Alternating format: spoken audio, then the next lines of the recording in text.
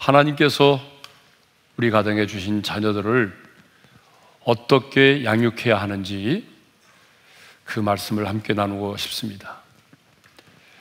자녀를 낳는 것도 중요하지만요, 자녀를 양육하는 것은 훨씬 더 중요합니다.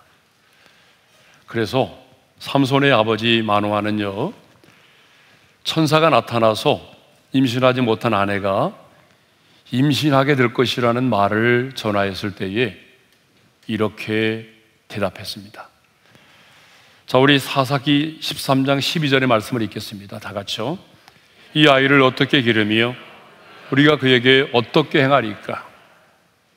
삼손의 아버지 마노아는 자식을 주신다는 소식을 들었을 때 기뻐하고 즐거워하기보다는 먼저 이 아이를 어떻게 기르며 부모로서 이 아이를 위해서 어떻게 행해야 할 것인가를 걱정했던 것입니다. 그렇습니다. 지금 우리는 어느 때보다도 자녀를 밝고 건강하고 경건한 하나님의 사람으로 키우기에 어려운 시대를 살아가고 있습니다. 지금 우리 자녀들은요, 믿음을 지키며 거룩한 하나님의 사람으로 살아가기에 너무나 힘든 세상 속에 살고 있습니다. 이 세상이 얼마나 음란하고 폐역한지 모릅니다. 여러분 뉴스를 보셨겠지만 얼마 전엔요, 아들의 집을 방문한 한 아버지가 자신을 쳐다보았다는 그 이유만으로 한 청년에 의해서 무차별적으로 폭행을 당하는 그런 일이 있었습니다. 우리 청소년들에게 야, 너 욕하지 말고 얘기해봐. 욕 빼고 얘기해봐. 그러면 말을 제대로 할 수 없을 만큼 그렇게 욕설과 폭력이 난무하는 세상입니다.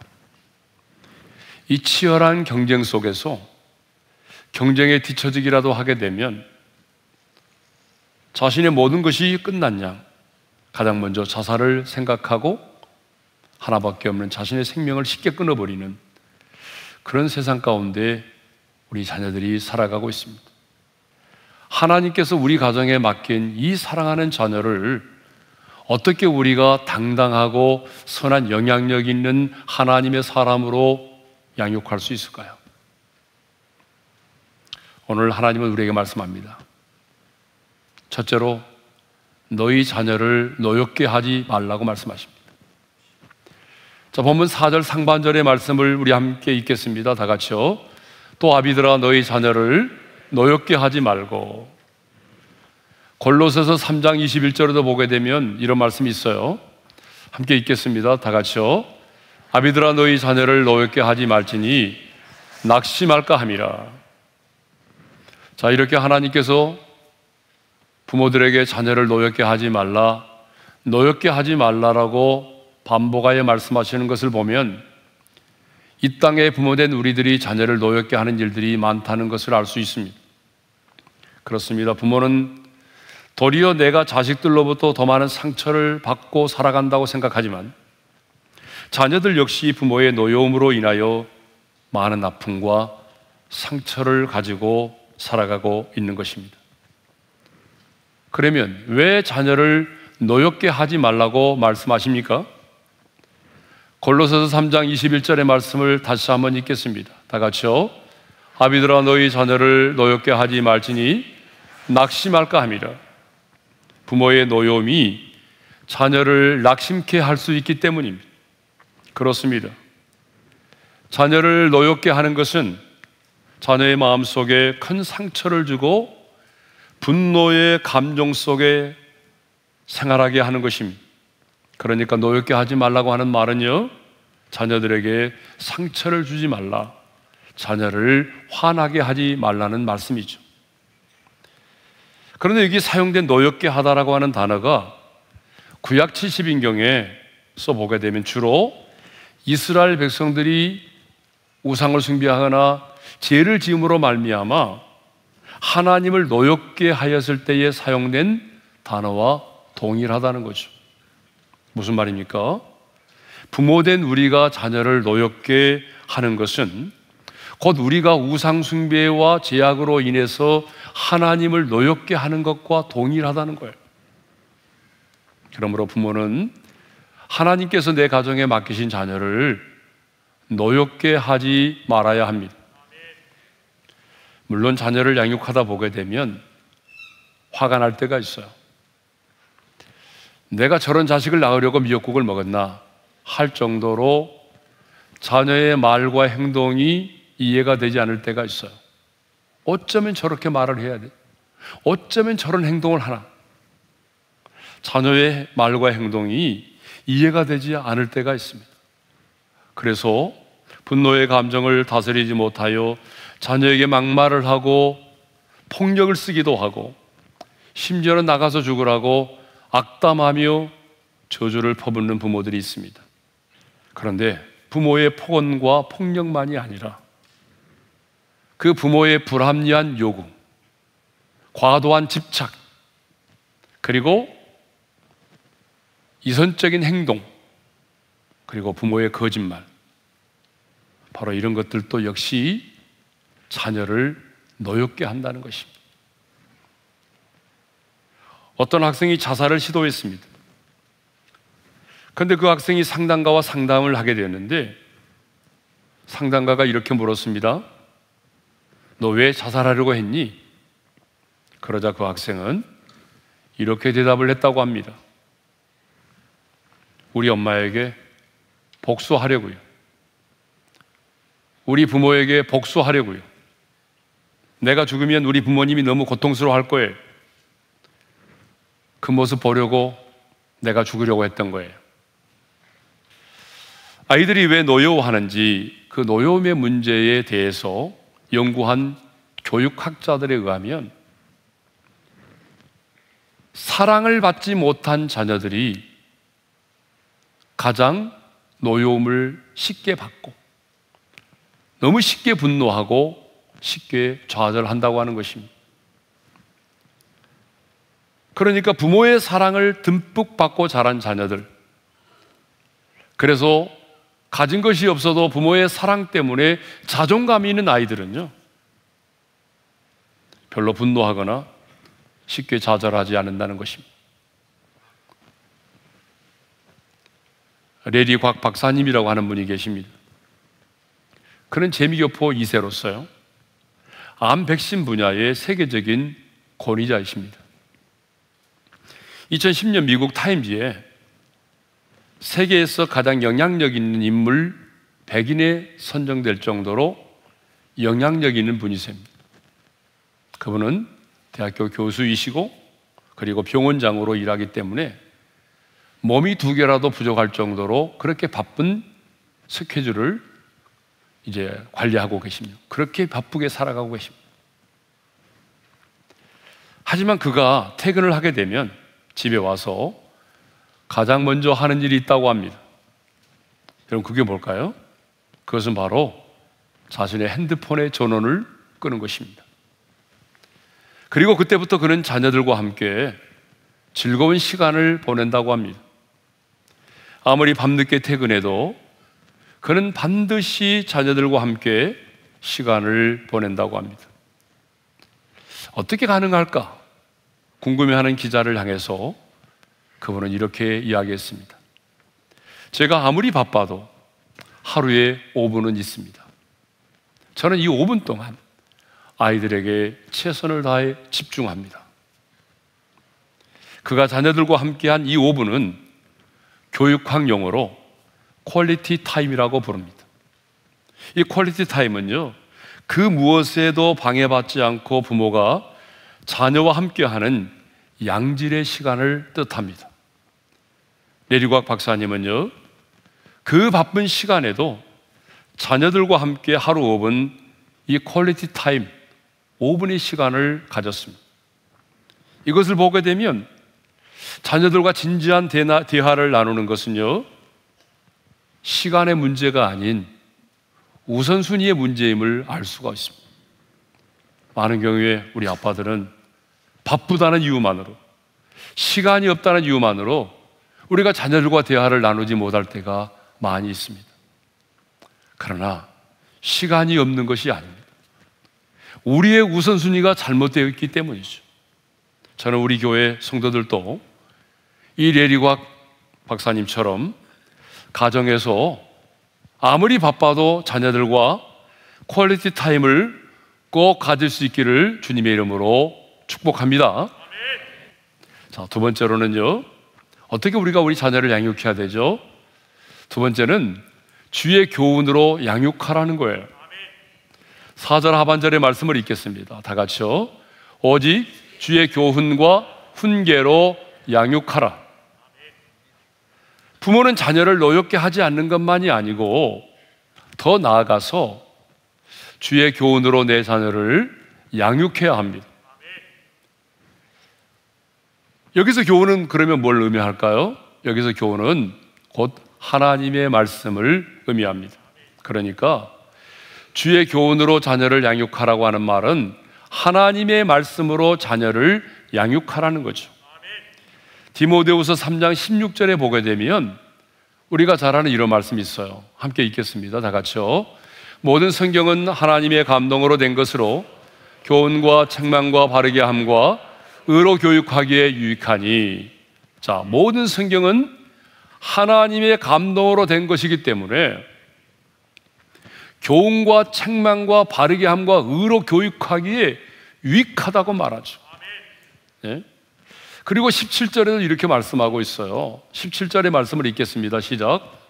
이는 하나님의 사람으로 온전하게 하며 모든 선한 일을 행할 능력을 갖추게 하려 함이라.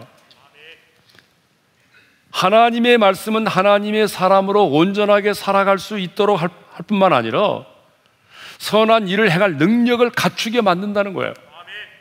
한마디로 말하면 하나님의 말씀은 하나님의 사람으로 하여금 하나님의 사람답게 살아갈 수 있도록 만들어준다는 거예요. 또 시편 119편 105절, 우리가 너무 잘 아는 말씀인데요, 한번 읽어보겠습니다. 다 같이요. 주의 말씀은 내 발의 등이요 내 길의 빛이니이다. 그렇습니다. 하나님의 말씀은 내가 가는 길에 등이 되어 빛을 비춰준다는 것입니다. 내가 거는 인생의 걸음걸음마다 넘어지지 않도록 나의 가는 길에 빛이 돼서 나를 인도해 준다는 것입니다. 여러분, 하나님의 말씀은요, 우리의 인생의 나침판과 같아요. 그러므로 하나님의 말씀을 의지하여 사는 자는요, 실족함이 없습니다. 제가 그렇게 말하는 게 아니고 그렇게 인생을 살았던 다윗의 고백입니다. 자, 시편 37편 31절의 말씀을 읽겠습니다. 다 같이요. 그의 마음에는 하나님의 법이 있으니 그의 걸음은 실족함이 없으리로다. 누가 실족하지 않습니까? 그 마음에 하나님의 법이 있는 사람, 그 마음에 하나님의 말씀이 있는 자는 실족하지 않는다라고 말하죠. 그렇습니다. 그러면 이 말을 다른 말로 말하면 왜 실족합니까?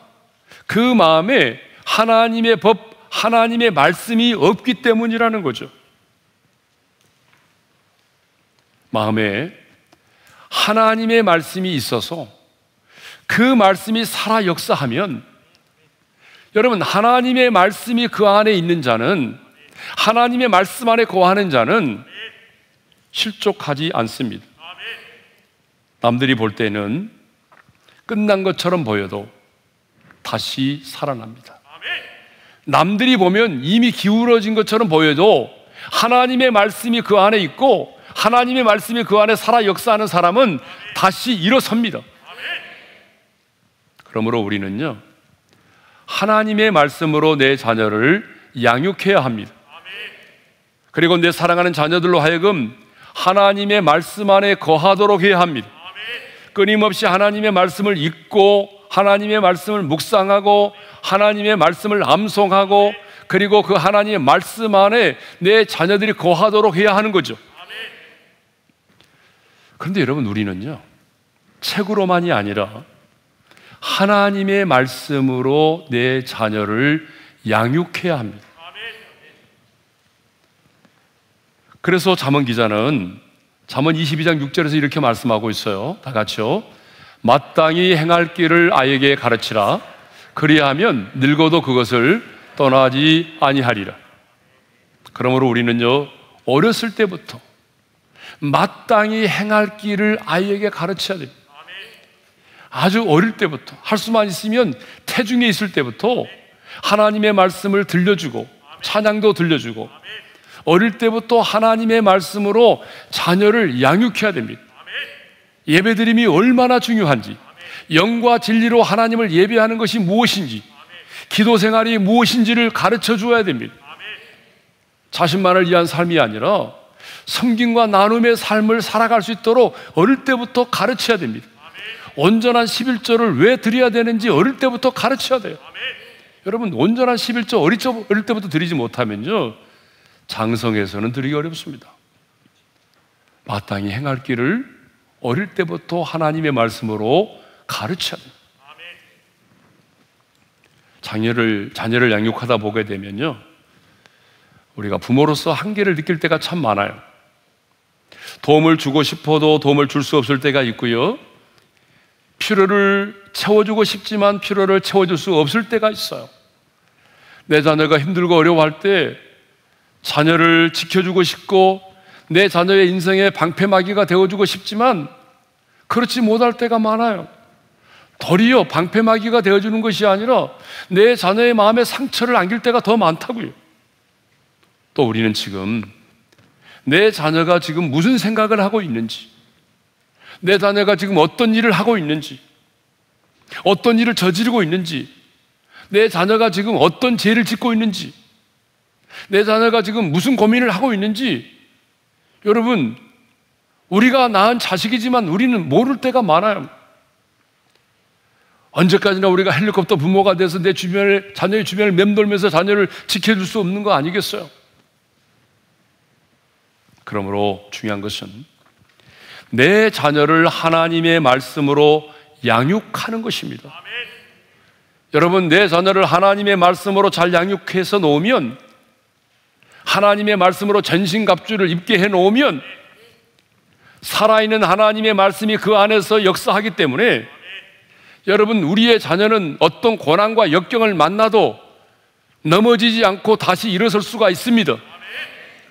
하나님의 말씀이 그의 인생 가운데 살아 역사하기 시작하면 그는 넘어졌을지라도 다시 일어설 수 있고 세상의 유혹도 이겨낼 수가 있는 것입니다. 자, 세 번째로는요, 주의 훈계로 양육해야 합니다. 4절 하반절의 말씀을 읽겠습니다. 시작. 오직 주의 교훈과 훈계로 양육하라. 자, 훈계로 양육한다고 하는 것은 잘못되지 않도록 바르게 가르치고 깨닫게 해주는 것을 말하죠. 잠언 29장 15절에도 이런 말씀이 있어요. 읽겠습니다. 시작. 채찍과 꾸지람이 지혜를 주거늘 임의로 행하게 버려둔 자식은 어미를 욕되게 하느니라. 이 채찍과 꾸지람이 뭐예요? 훈계잖아요. 예? 그런데 이 채찍과 꾸지람, 이 훈계가 자식에게 지혜를 줄 뿐만 아니라 훈계하지 않고 자녀를 사랑한다는 마음에서 훈계하지 않고 임의로 행하게 버려둔 자식은요, 언젠가는 그 어머니를 욕되게 만든다는 거예요. 그러니까 여러분, 지금 내 자녀를 훈계해야 된다는 거죠. 정말 자녀에게 문제가 생기면요, 그때서야 내 자녀가 그럴 줄 몰랐다라며 탄식하는 부모들이 정말 많습니다. 내 자녀에게 갑자기 어떤 사건이 생기고 문제가 생기면 부모들이 이구동성으로 하는 말이 있어요. 나는 내 자녀가 그럴 줄 몰랐어요. 내 자녀가 그럴 줄 몰랐다라고 말해요. 그래서 교육학자들은요, 한결같이 문제 부모는 있어도 문제 아이는 없다라고 말을 하는 것입니다. 부모된 우리는 자녀들에게 아낌없는 많은 칭찬과 격려를 해줘야 합니다. 하지만 잘못할 때는 어떻게 해야 되죠? 바르게 잡아줘야 합니다. 그러니까 부모는 자녀들에게 마땅히 해야 할 일을 가르칠 뿐만 아니라 부모된 우리는 마땅히 해서는 안 되는 일을 하지 않도록 해야 된다는 거죠. 해야 될 일만 가르치는 것이 아니라 해서는 안 된 일을 하지 않도록 만들어주는 것이 부모의 책무라는 거죠. 그래서 훈계가 필요한 거예요. 우리들 주변에 보게 되면요, 뭐 정말 부족한 게 없는데 모든 것이 완벽한 것처럼 보이는데 자녀를 제대로 양육하지 못하고 자녀를 훈계하지 못해서 여러분 무너진 가정들이 얼마나 많습니까? 예? 근데 요즘 부모님들은요, 훈계를 잘 못합니다. 훈계를 하라고 하면 소리만 지르고 폭언과 폭력을 일삼습니다. 그러나 여러분, 폭언과 폭력은 훈계가 아닙니다. 진짜 훈계는요, 여러분, 사랑으로 하는 것입니다. 사랑의 마음과 감정이 생기지 않으면 여러분 절대로 훈계하지 마십시오. 분노의 감정을 가지고 훈계를 하는 것은 내 자녀에게 씻을 수 없는 상처를 갖게 하는 것입니다. 그러므로 훈계하려면, 정말 내 자녀에게 훈계를 하려면 먼저 기도의 무릎을 꿇으셔야 돼요. 성령님, 내게 기름 부어 주십시오. 내 마음에 사랑의 감정을 주십시오. 그래서 성령께서 정말 기름 부으시고 성령께서 내 자녀를 진정으로 사랑하는 마음을 주셨을 때에 비로소 그때에 내 자녀에게 훈계를 해야 합니다. 훈계를 하되 어떻게 해야 됩니까? 부부가 함께 동일한 규칙을 가지고 해야 합니다. 아빠는 훈계하는데 엄마는 옆에서 잘못된 말을 하는 거죠. 당신이 이해를 잘못하고 있어. 그런 게 아니야 하면서 딴소리 하면 안 된다는 거죠. 훈계는 부부가 동일하게, 그리고 동일한 규칙을 가지고, 그리고 단호하게, 그리고 일관된 태도로 해야 된다는 것입니다. 훈계는 단호하게 해야 돼요. 그리고 일관된 태도가 필요해죠. 여러분, 상황에 따라서 달라지면 안 되잖아요. 지난번에는 이렇게 말씀하시더니 상황이 이렇게 바뀌니까 이런 상황 속에서 이렇게 말씀하시면 그는 훈계가 아니에요. 그래서 여러분, 자녀를 훈계할 때는 부모가 같이, 그리고 동일한 규칙을 가지고, 그리고 강하게 하되 일관되게 해야 됩니다. 그리고 1대1로만 해야 합니다. 누군가가 옆에 있으면 절대로 안 되는 거죠. 1대1로만 여러분 훈계를 하셔야 됩니다. 정말 내 자녀를 사랑한다면 우리는 내 자녀를 하나님의 말씀으로 주의 사랑을 가지고 훈계를 해야 합니다. 오늘은 어린이주일입니다. 어린이주일. 그래서 우리가 우리에게 주신 자녀를 어떻게 양육해야 할 것인지를 함께 나눴습니다. 여러분, 어떻게 양육해야 되죠? 첫째로 내 자녀를 노엽게 하지 말아야 합니다. 밤에는요, 주의 교훈, 하나님의 말씀으로 자녀를 양육해야 합니다. 세 번째로는 주의 사랑을 가지고 자녀를 훈계해야 합니다. 이렇게 우리가 자녀를 양육한다면 우리 자녀들이 살아가는 세상이 악하고 음란하고 패역할지라도 우리 자녀들은 믿음을 지키고 경건하게 구별된, 그리고 세상에 감당할 수 없는 당당한 하나님의 사람으로 살아가게 될 것입니다.